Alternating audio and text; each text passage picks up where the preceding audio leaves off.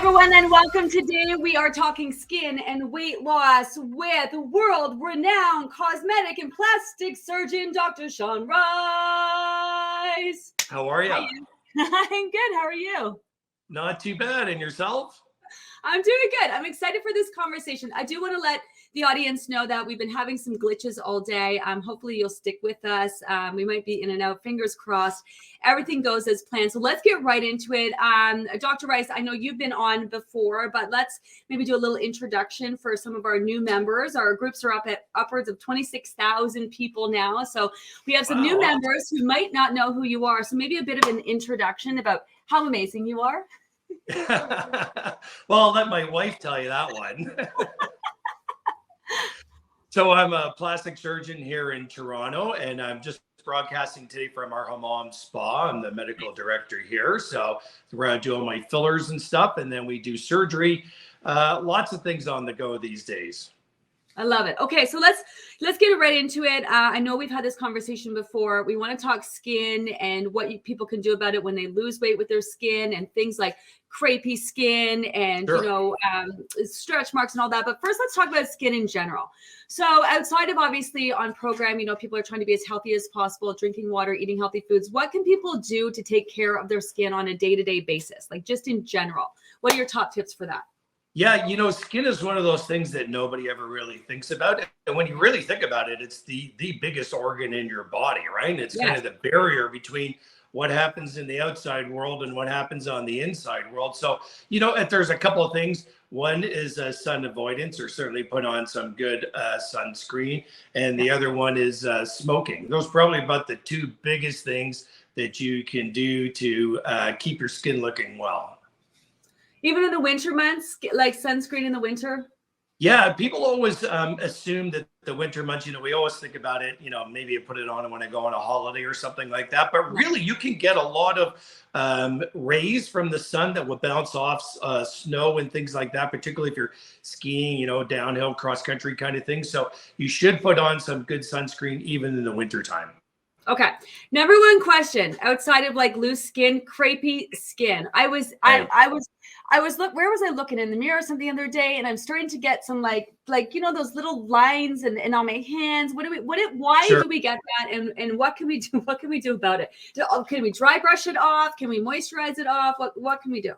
Yeah, crepiness is caused by numerous things that happens to all of us, males and females, as we age, basically. And what happens is you lose the collagen, the elastin. You kind of think of it as losing the elasticity of your skin. So, you take an elastic band and you pull on that elastic band and it stretches out and you let it go and it crinkles all back up again. That's kind of what happens with your skin. The elasticity of the skin, you lose it as you age and it starts to crinkle. So what you want to do is anything you can do to try to maintain that elasticity over the years, sunscreen, good moisturizer, things like that. So what if it's gotten to a situation where it just doesn't look great? We haven't been using the sunscreen and stuff. Is there anything we can do to improve it? Like, really, can we dry brush it, or is there any creams that we can put on it to help? Yeah, I would say some good moisturizer creams are the basis. Pick a good one. There are sort of medical lines of skin moisturizing and there's sort of non-medical lines, and you can debate those back and forth till the cows come home. But you want a good sort of moisturizer, some good sunscreen, and then there's other things you can do. So really you need to do something from let's call it from a medical point of view, whether it's an injectable, whether it's a laser machine or something like that. You need something that's going to stimulate the collagen underneath your skin. So if you're doing a laser device or a radio frequency device, really what you want to do is the device has to heat up the skin. The heating up the skin causes basically a controlled damage, let's call it, and that causes your collagen to reorganize itself and tighten up. So there's lots of things you can do to help with crepey skin as years go by. Okay, so if I started to do stuff, if I just started using moisturizer, how long would it take before I notice a difference? If give me an example of some procedure I could get done, and what kind of desired results would I get from that? Yeah, so let's say if you stick with moisturizer, you got to give any moisturizer about a 3-month trial. So it really does take and you have to think of that because your skin, your hair follicles, all that stuff kind of turn over in around a 3-month cycle, let's call it. So it takes a good 3 months. There's lots of things we use for crepey skin. You want to prevent it. First of all, sunscreen and things like that, moisturizer. But you can take devices like microneedling. We use a really awesome machine, the Sulfur MX, which is a microneedling device. And when that happens, you get little pores of needles that sends an energy down in there that causes the skin to heat itself up, and it causes it to contract. That can help with wrinkly of the skin.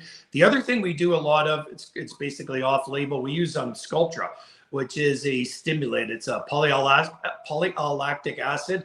We use it for your face. We use it for buttock stimulation, but you can also use it in crepey areas. We use it for hands, under the arms.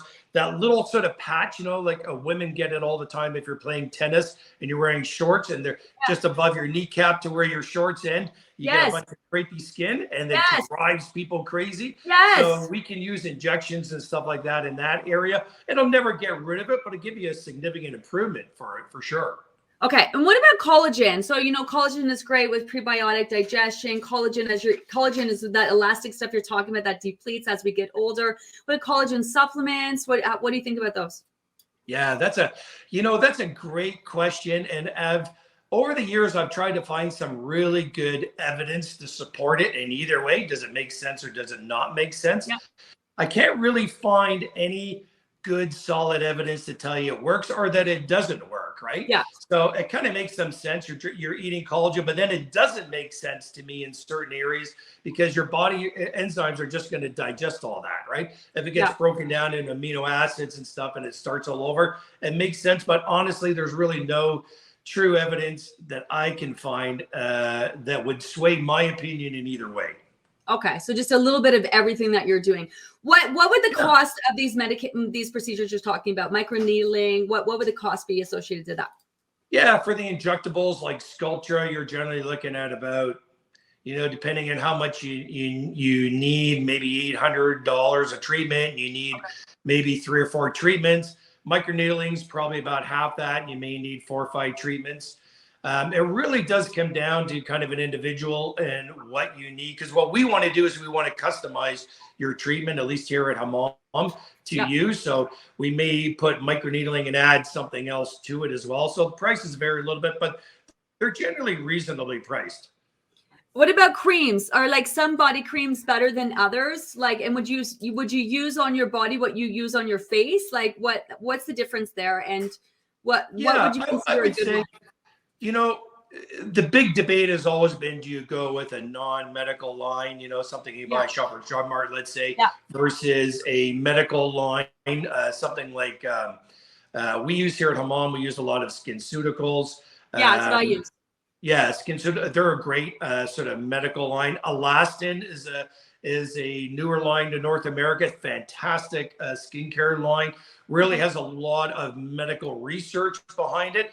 But you're looking at again, you're looking at a couple of months of trying out those treatments. I have seen, particularly even with Elastin, some really good results, but it's taken like maybe even 6 months of using the cream to kind of get to that time frame. So what's the ingredient people are looking for? Is there a specific ingredient, or it depends on what area people are treating?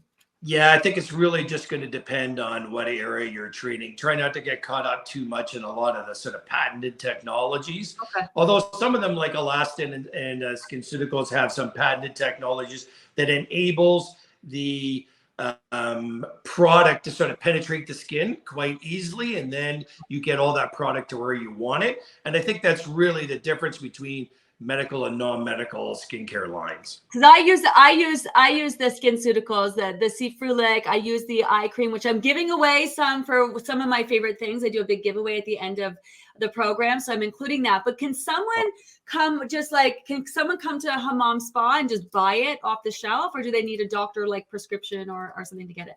No, you can buy it off the shelf. The difference between medical and non-medical when we talk about it is that medical, you have to buy it at some physician's office. And usually that means that the active ingredients are more intense. And sometimes you can get a reaction that's a little bit more intense. So you have to have a physician at least kind of go over the line with you in the beginning. Okay, let's talk about cellulite. Right. What the fuck is up with cellulite? What's the deal? Yeah. Listen, if I can come up with a cure for cellulite, I'd be more richer than Elon Musk these days, I tell you. So, cellulite, lots of kind of reasons why cellulite happens. Really, cellulite, you have to think of cellulite as a structural issue.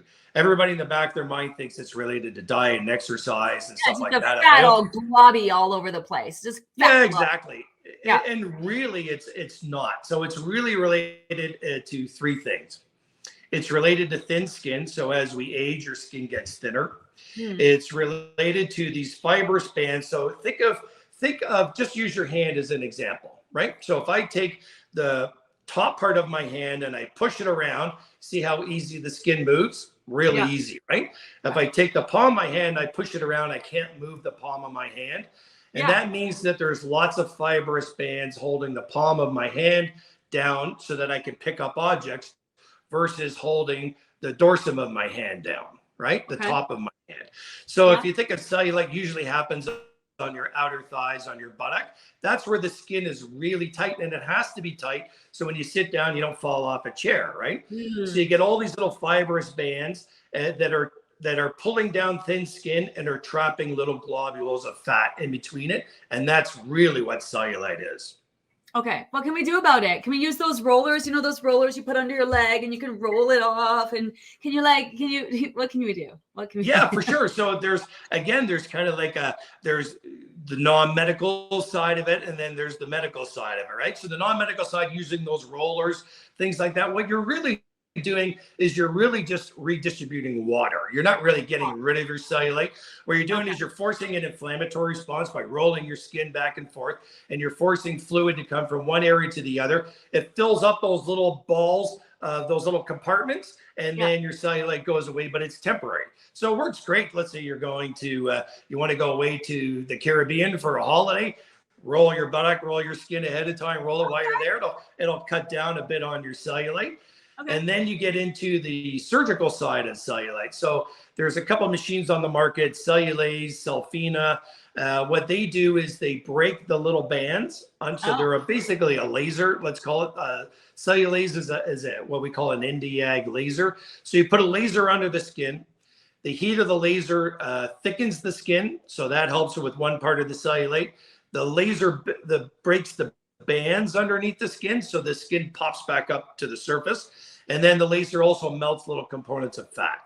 Wow. So you'll get an improvement. Like, say you grade a cellulite on a scale of 1 to 4. 4 is really, really bad, and 1's not so bad.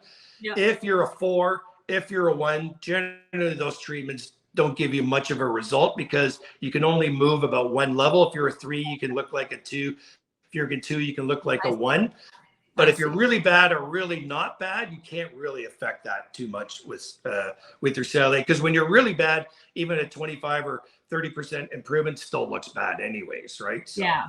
Okay. And we know like some, obviously losing weight can help, working out our muscles or can help with the way it looks a little bit, like, or is it just always going to be? Yeah. Okay, good. Cause I know like when I had an extra 100 pounds on me, I had real bad issue with cellulite. Then I, obviously in losing the weight, I find it's not as much of an issue. It is sometimes more than others for sure. What about creams? Is there any cream we could slap on there that's going to make a difference? Fill those holes up? And is it no? No, not really.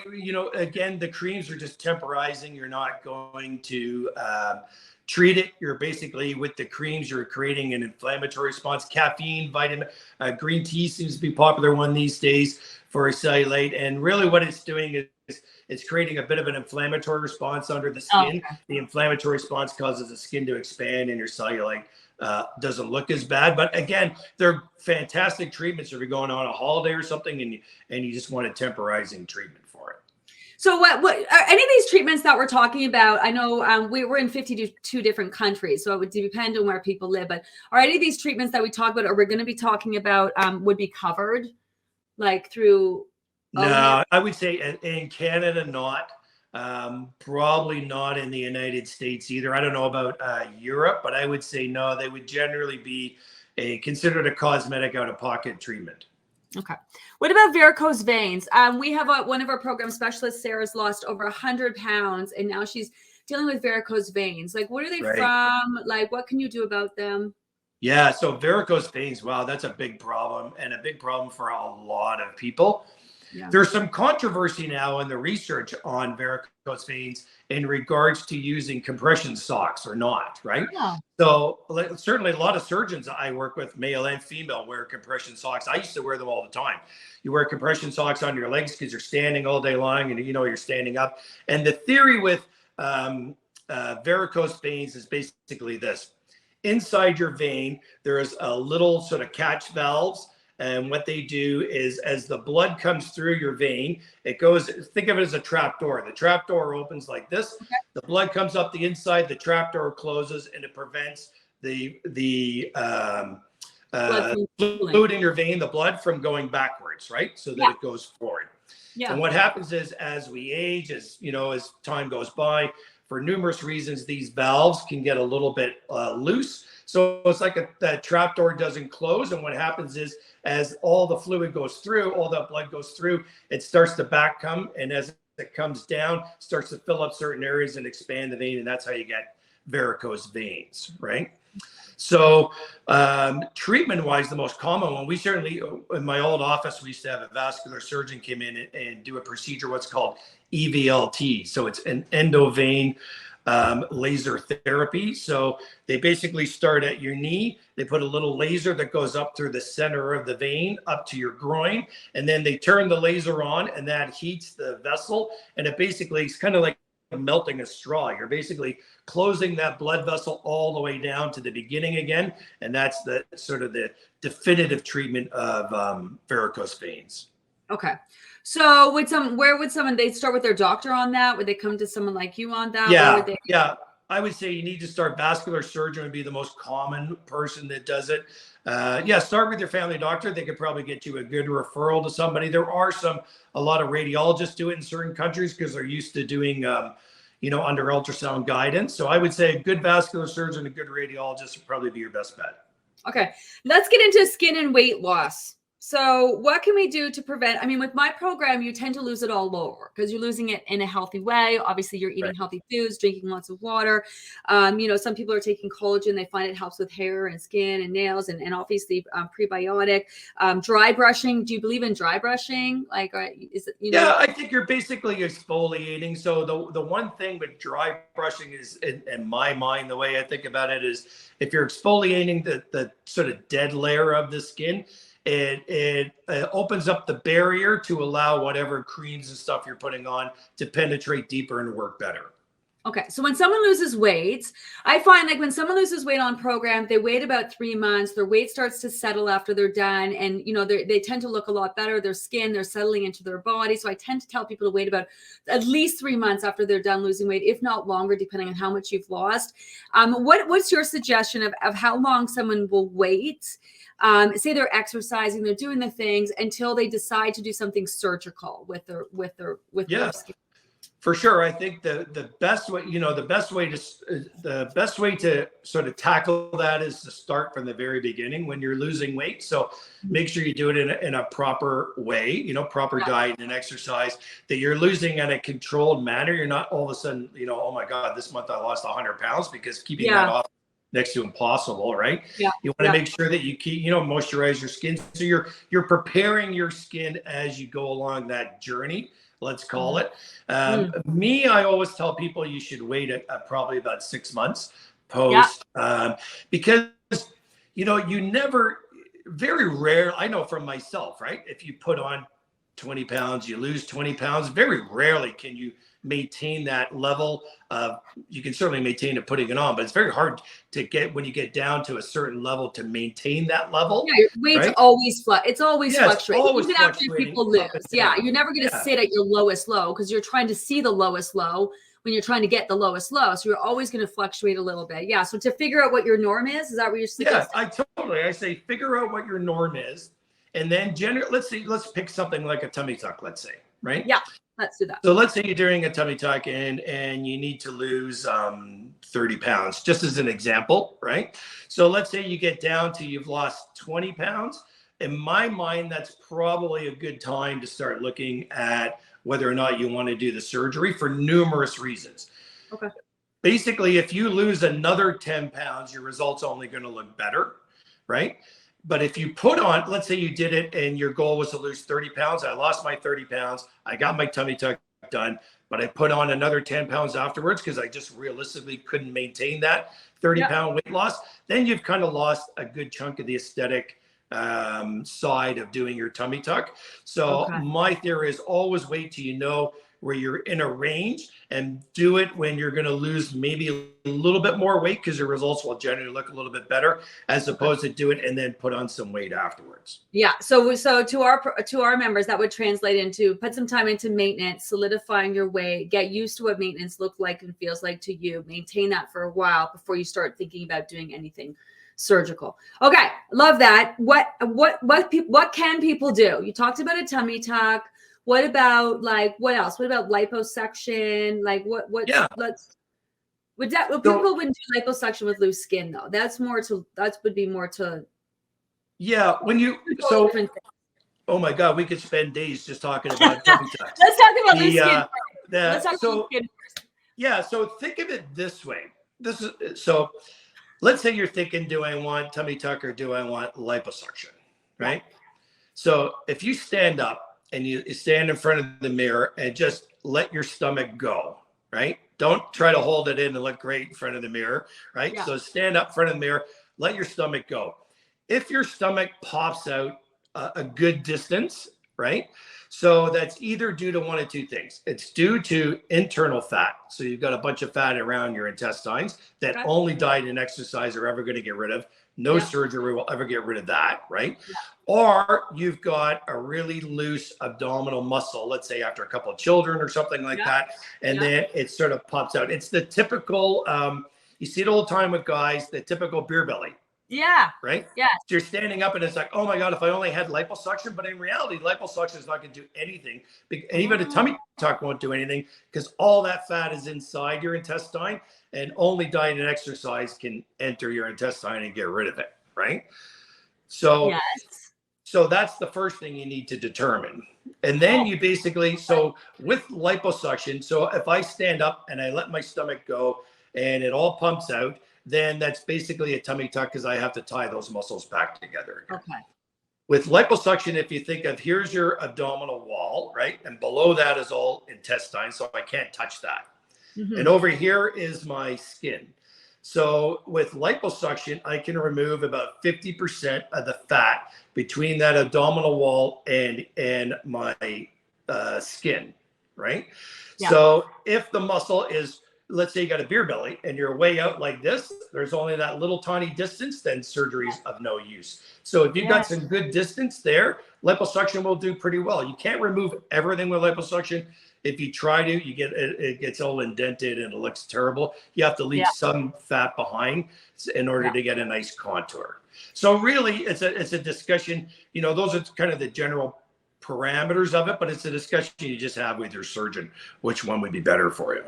Yeah, because, the reason why I want to have this conversation is that, yes, with loose skin, we'll get back to that when people lose a lot of weight. But I think in the back of a lot of people's mind, I know they joke, and I've spent enough time talking to people who want to lose weight. Oh, well, if this doesn't work, I'll just get a tummy tuck. If this doesn't work, I'll just get liposuction. Like it's their plan B. So they kind of function. It's like me and my skin. Like I'm going to come see you, by the way, because I'm turning 50 this year and I want to do some skin stuff. And I'm like, oh, I can go out in the sun and I can do this because Dr. Rice will just fix my face down the road. Like there's lasers and there's skin. There's things I can do, but only to a certain point.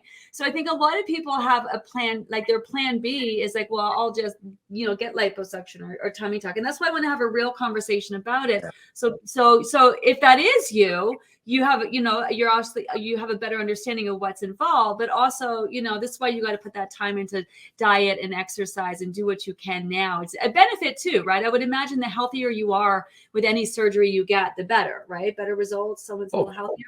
Yeah, for sure. You want to be healthy for sure. 100%.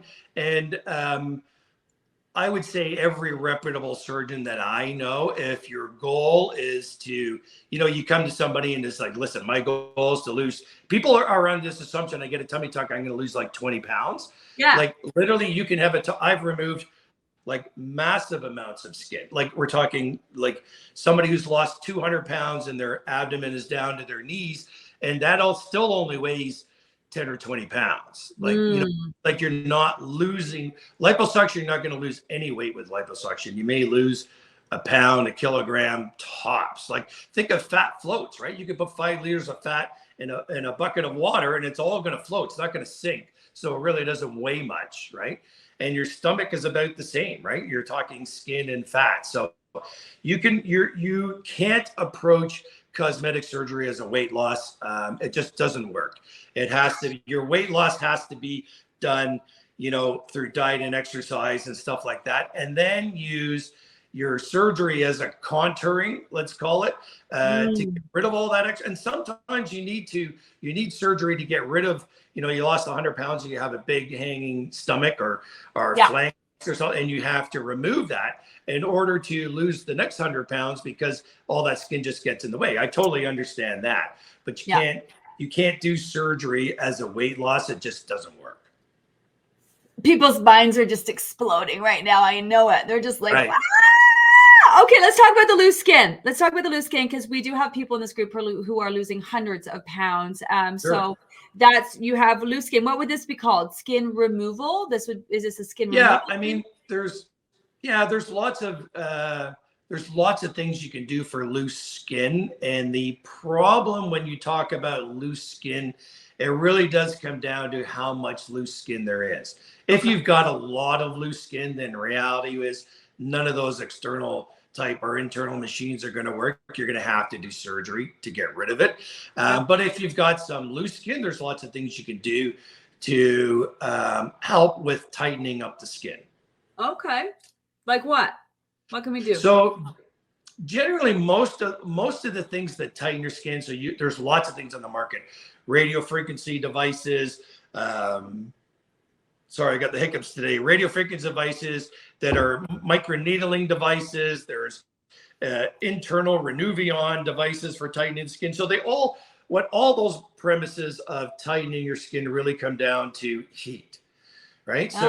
So your skin, you need about 42 to 46 degrees Celsius underneath the skin in order to basically denature the collagen. And what you're doing is you're basically doing a controlled injury, right? Yeah. So you are heating up the skin, not to the point where you burn everything and you get a big burn, but you need to sort of heat up the skin. That causes the collagen to reorganize it. As the collagen reorganizes it and pulls itself all in together, that thickens the skin, gets rid of the stretch marks and tightens the skin and things like that, right? So you have to find a machine that works well, that will work within that temperature range, because some of them are really not good at all. You can sit there for days and days and days, and there's no sort of physiology behind how they're going to work. And some machines actually work really well, but you have to continuously use those external machines to keep your skin tight. It's not a one and done deal. So when you talk to those machines, some work, some don't. Does this matter comes down to price point? Does it come down to the person using them? How would we know? Like, what is there a certain, like, what would we look for? Like, if you were to and I'm thinking about all the moms right now, or the people who've had babies, that they're thinking of that loose skin on their tummies, that kind of thing. Would that sort of be like skin tightening type of thing? Is that what that would be used for? Yeah, there's lots of there's lots of really sort of newer, cool machines on the market now. There's Tempsure, which is kind of if you ever had surgery done and they put like a cautery pad on to ground you during surgery. So they have these ones now. I've done it for my abdomen. So you put like a big cautery pad, takes 15 minutes, and you just sort of sit there for 15 minutes. And what it does is it gets to your skin to that temperature to cause it to sort of tighten itself back up together again. There's lots of those external ones. NV, Cynosure makes some good ones. Morpheus makes some good ones. You don't get caught up in those over-the-counter type machines, and don't get caught up too much on the hype of skin tightening, because in reality, you're only going to get a 20-30% tightening of the skin. It's not going to, if you want tight skin, that's surgery. But you also have to remember, even when you do a tummy tuck, we can pull the skin, you can drop a quarter off your stomach and it'll bounce, because your skin's so tight. But within a couple of weeks, that will stretch itself back out again. And you're never, ever going to keep it looking like completely, totally flat, unless genetically that's the way you look ahead of time and that's the way your abdomen is. I can tell you my abdomen is never going to look flat. That's the reality of it, you know? So you're going to have to live with that. So how long would if I did skin tightening, I guess like a machine or surgery, what would they, I know it's going to vary, but well, how long are those results? Is it that they don't last, or is that the skin just, again, starts to do what skin does and you're just going to end up there anyways? Yeah, generally for all those treatments, you need to do a series. It's never a one-off. If somebody tells you it's a one-off treatment, I've never even heard of a single one-off treatment that works. Okay. So you have to do a series of, let's say, and really when we talk about doing a series of, say, 3 to 5 treatments to start with, it really just depends on the quality of your skin. So if you got pretty good skin quality, you just got a little bit of loose skin, then say 3 treatments may work well. Sometimes you need 5, sometimes you need 6 to get it to that point where it's tight. And then you need a maintenance afterwards. Some people can get away with once every 6 months a treatment to keep it tight. Some people need it once every 3 months. It really does become variable at that point in time. But you have to think of it as, I need to do a series of treatments to get where I want to be. And then I need to do something to maintain it. So there's no quick fix. There's never a quick fix with anything. Honest to God, like somebody tells you there's a quick fix, there's never really is. Those the skin removal, say someone loses like 100 pounds, they get some skin removed. What's the turnaround time on that? And is something like that covered? Like, is that covered by OHIP? Like, it's like, because so that's a really interesting and tricky question to answer truthfully. So tummy tucks, okay, there's 2 procedures on the market for removing skin, let's call it. So one is doing a tummy tuck, which most people know about. The other one is what's called a paniculectomy. So paniculectomies we're talking Ontario only because I can't tell you about other provinces or countries. Sometimes paniculectomies can be covered in Ontario, but generally they need to be covered by a bariatric surgeon. So the same guy that would put your lap band on or something like that would, and all you're doing with a paniculectomy is removing a swath of skin.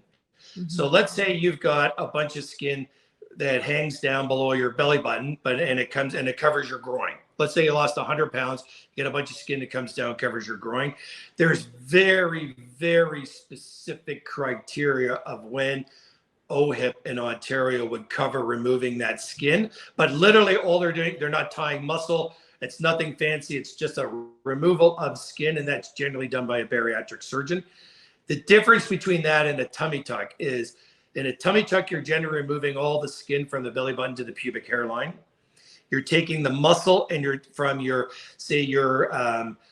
breastplate, that's what we call the xiphoid process. So that in between your breast down to your pubic hairline, we're tying all those muscles back together again. And then generally doing some liposuction around your left hand, those are contouring. That's basically a tummy tuck, but none of that happens with a paniculectomy.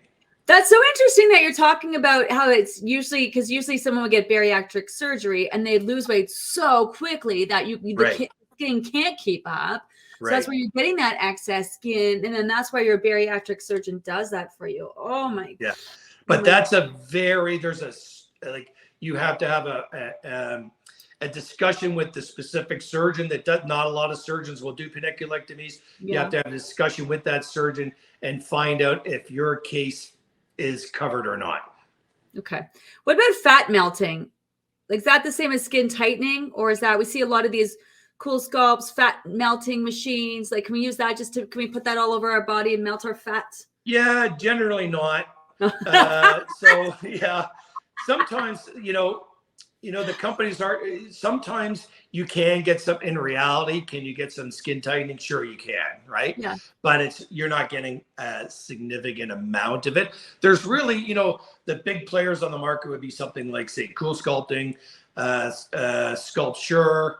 Those are kind of like the big 2 players on the market, and they approach external fat melting in 2 different ways. Cool Sculpting obviously is cooling, so it's like freezing the fat in a given area, and Sculpture is, you can't call it melting, but it's using heat to basically cause the cell to basically explode, and then that's how you lose the fat.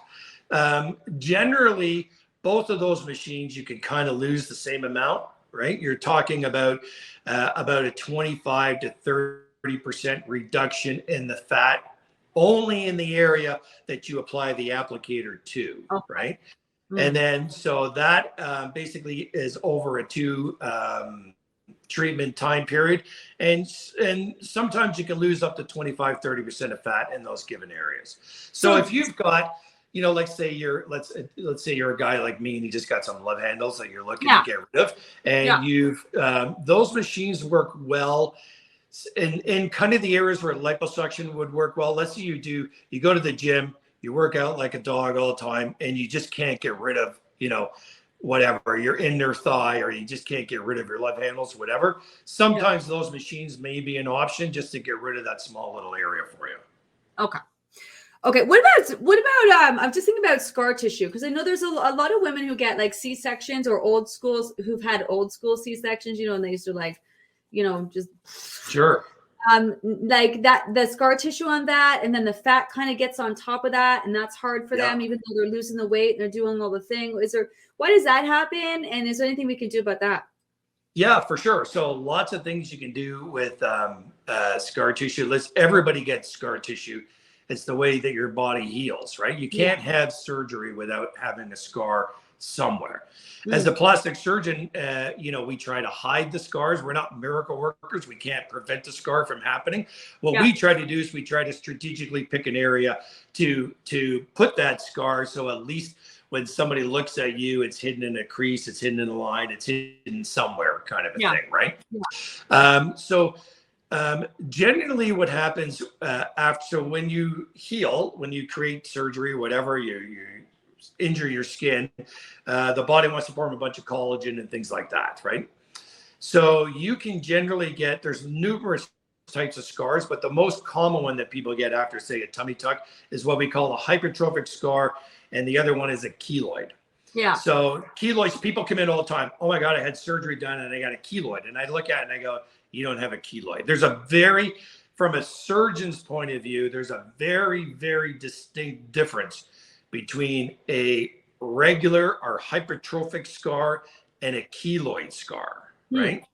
So hypertrophic scar is you get your C-section done and it looks like somebody put a big red shoelace underneath your skin. You get a big, so that you get a thickened scar, but it's a line where the surgery was. You know, when I broke my arm, I had a hypertrophic scar on my arm, right? So you get a thickened scar that follows exactly along where your surgery line was. That, in a medical term, is a hypertrophic scar. That's totally normal. Everybody gets some sort of scarring after surgery. Okay. A keloid scar looks like a cauliflower. So it looks like somebody, like you had, say you had thyroid surgery, had surgery somewhere, and then all of a sudden part of that scar really bubbles up. You can see it on like a burn sometimes, or hypertrophic or keloid a lot, because they get it looks like a big cauliflower kind of coming out of your skin. It's like, so that is a keloid. And that is, again, let's not call it normal or abnormal, but it's a certain percentage of the population are more prone to keloids. And areas that you have surgery that are under tension are more prone to keloids. You very rarely see them on the face, rarely see them on the breast, because it's an area that's not under a lot of tension. So depending on your type of scar, whether it's a keloid or whether it's a hypertrophic scar, that's how you treat it. So hypertrophic scars, things like silicone, there's some really good products. V-Stat, made by Vivier Pharmaceuticals, are a Canadian company. They make a great product to help break down scars. You just apply it over top. Dermatix is another one. It's a silicone-based product. You can laser some of those. You can put hydrocortisone. There's a million things you can do for scars, but it really comes down to whether hypertrophic or keloid, how you're going to treat it. Okay, so there are things that you can do. Yes. Good. Amazed. Okay. What about this? And does doing this help? I'm trying to see you're about that size on my Right, my your turkey, your chin. chin and your waddle. Oh my God. So, I tell you, that's probably the most popular area we do these days. Yeah. For sure, by far. So there's lots of things you can do for neck contouring. A lot of those external machines work pretty good on contouring the neck if you don't have a lot of extra skin, right? Okay. So let's say you're turning 50s and you get a I'm little turning tiny bit of, you get a little tiny bit of jowling here, you get a little bit of looseness through here. A lot of those external radio frequency devices work very well for tightening the skin in that area, right? Okay. What would they be called? What are those called? So Cynosure makes one. We use Envy. That works quite well. InMode makes one called Morpheus. I think they call it the Fractora. It's any one of those sort of soft wave. There's Thermage. There's lots of things you can do for that will help to basically tighten up the skin. But they have to be, if you've got a big neck down here, it's obviously not going to work, right? Yeah. Then if you start getting... So many years with you, I did that. I know we talk about this every time. I forget the name of it. Where I did Sean was of course he's a superstar, so he was on Entertainment Tonight, and you were showing some stuff, and I was like I was one of the people who was lucky enough, and that's kind of how we met, to get something done. And so at the time I had 4 kids, I was tired, I was stressed out, and I was really starting to get like these jowly things, and my eyes were starting to get a little bit I could see it. The stress was aging me. And then you came, and then I think you poked a bunch of holes in my face, and then the collagen, it was like hardly any downtime at all. The collagen repleted, and it's made a big difference ever since. But that was got to be like 20 years ago now. Yeah, a long time ago. I'm assuming So what was that? And I'm assuming technology has changed a lot. Yeah, so that was think of the original, kind of the OG of skin resurfacing. That was and it's still around today, still probably one of the most popular machines we use. That was based on CO2.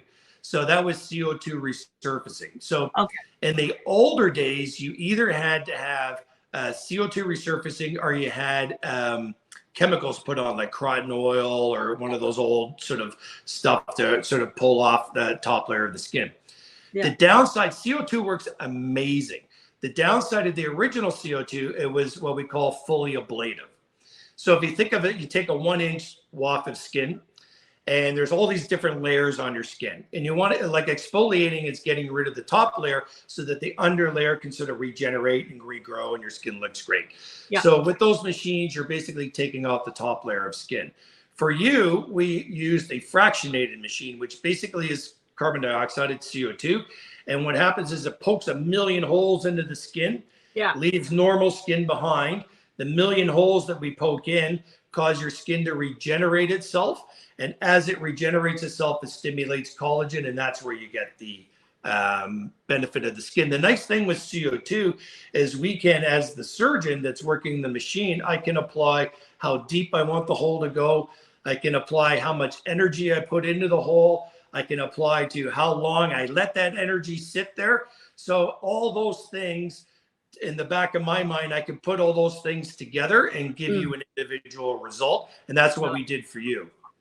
So what's new in gels? What's new in terms of like these jelly? Why do we get those? What is that even about?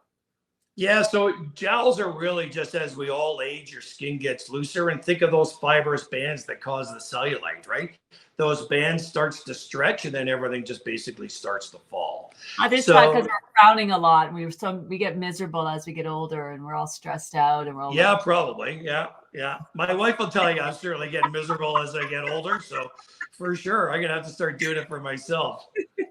Sorry, what were you saying? So what can we do about those gels? Yeah, so try those external machines. So the what we use for you, basically CO2, anything that's gonna cause the collagen underneath to be disrupted and tighten itself. And then you, obviously, if you've got a lot of extra skin, then the step up that I go to as the surgeon, then I start looking at doing things like liposuction and using our Renuvion machine, which is our plasma machine for tightening the skin underneath.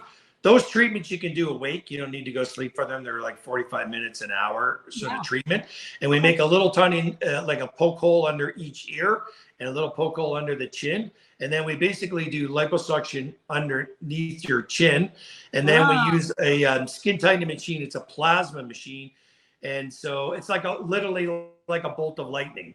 It's helium that gets ignited by radio frequency, and that causes the gas to turn into a plasma. So, and the plasma creates the heat. The heat causes your collagen to contract, and that's how we get rid of the jowls. So and then if you're really bad, we do a facelift. Oh, I was going to say, so you could do a lot without getting a whole facelift then. It's quite correct. Yeah. You know, so let's say you're in your 30s, or pick it. It doesn't really matter. It just depends on the quality of your skin, right? Okay. So if you got good skin quality, and you could be 30, you could be 50, you got good skin quality, and you're just starting to notice that you're getting a little bit of gels, then those radio frequency external machines are a fantastic option for you. Okay. If it's like, okay, listen, I got a little bit of turkey neck underneath here, and I get a little bit of gels, but they're not really bad, then that's when something like liposuction or using our Renuvion or something to tighten the skin underneath would really help. Okay. If it's like, okay, you know what, I'm really down to here, I've got, big, really hanging turkey neck, that's when you need to go on to doing like a neck lift in order to remove that extra skin, because none of those machines are going to tighten the skin. You're going to have to physically remove it. So a couple of things. So is it better if you're to get stuff done earlier, or is it wait until you just fall apart and get it done later and fix it all? What's better then? That's the great debate, and now we're starting to see younger and younger people come, even in their early 20s, even before they get wrinkles, that are coming for things like neurotoxins, like Botox, Dysport, Xeomin, those kind of things. And a lot of people are paying much more attention to their skin too. Mm. So, I say if you can start off younger and stay out of the sun, use your sunscreen, you will put off having to have those treatments to a much later point in life. Yeah, I come from the generation of we would not only not use sunscreen, we'd use baby oil with iodine in it, and just. And then I did tanning beds for a while, and it's starting to show. What about face aerobics? Like, yes. What does that? Yeah. I mean, I know I'm trying to think of all the things, man. I'm desperate. I'll do anything. But face aerobics. What about that for like the jowls and the turkey neck and the all of it? Yeah. I don't know. I'm trying to figure out a way to answer that. And the reason that I hesitate is, I have a master's degree in exercise physiologies that I did before medical school. So that stuff I find very fascinating from an intellectual point of view for me. From a physiologic point of view, it doesn't make much sense. Yeah. But from a certain point of view, it does. It makes some sense. Let's compare it to the abdomen. So there's some great machines on the market now. M-Sculpt, the Neo machine, where it's like you've done 1,000 sit-ups. So you just put the machine on for half an hour. And so you get into a whole master's degree of science, but some of it makes sense and some of it doesn't. And this is my dilemma. I just don't know. In my mind, the stuff that doesn't make sense is like, So when you're putting that stuff on your face, it's like a TENS machine, right? Yeah. So you put it on your face, and every 10 seconds it causes your face to twitch. Right. That twitching really is just not really stimulating any muscle, because it's not really doing anything. Okay. But if you get, say, like an M-Sculpt machine, where they're doing what's called it's such an intense contraction that's held for a second and let go. There is lots of scientific evidence when you're lifting weights. If you lift up against a really heavy weight, and you sort of, you lift it and you drop it kind of thing, there is a lot of isometric exercise. There's a lot of research around that. So that makes kind of sense to me. So it's a hard one for me to answer. Some of it makes sense. Most of it doesn't, but some of it does. Okay. I want to talk about age for a second, because, I know we talked about it. So is it better? Is there any disadvantage? I mean, I know there's an advantage if you're younger and doing some of these things as opposed to being older. Is there anything older people need to keep in mind? Is it more risky for them if they do any of these procedures because the skin might be a little bit more worn? Is there procedures that you would do for older people as opposed to what you would do for younger people, or would you do the same procedure for each person? Anything to keep in mind if we're older? Yeah, I would say to me, it really comes down to the individual, right? Mm. Like I saw a lady recently was almost 100 years old. She like Wow. drove herself here. She could have rode her bicycle here. She was in such amazing shape. It was Love it. crazy. And her skin was fantastic. I would do any treatment on that I would do on anybody on her. Okay. But I've also seen people that are, in their 70s or my age, and their skin is terrible. And I wouldn't do those treatments on it because I just don't see any result happening from that. So to me, it really comes down to the quality of your skin. So the old adage comes, if you are younger, and let's say, everything is retrospective. I could have gone back if I knew what I knew now 30 years ago when I put some sunscreen on and when I just did simple little things. Same. I would probably look a lot better now than I do, right? So I think that people now are starting to realize, we got women coming in their late 20s or 30s. They don't even have wrinkles and they want to get a neuromodular like Botox or Dysport done because they know that if they do that now, they're not going to get the wrinkles later in life. Yeah. So I think you basically start at a certain age. If you wait too long, then once those lines are really established in your face, no matter what you do, is not going to get rid of them. Great. I'll see you next week. I'll be in to see you next week. I'm going to get all of that. I do. We are running out of time. I'm very cognizant of that because I know you're a busy man. What if people want to reach you, find you? Where can they? I know you have Instagram. But if someone wants to book an appointment with you, where do they find you? Do you do online consultations because you have people from all over the world? Yeah. How do we find you? Yeah, we're doing lots of online consultations now, particularly with COVID and stuff like that, people coming in from out of town. So drshawnrice.com, our new website's coming up probably in the next couple of weeks. Nice. You can find me on Instagram. You can also get me through our things like the liquid butt lift, anything like that. You can find me. Nice. Here at Hammam Spa, you can get me through here too.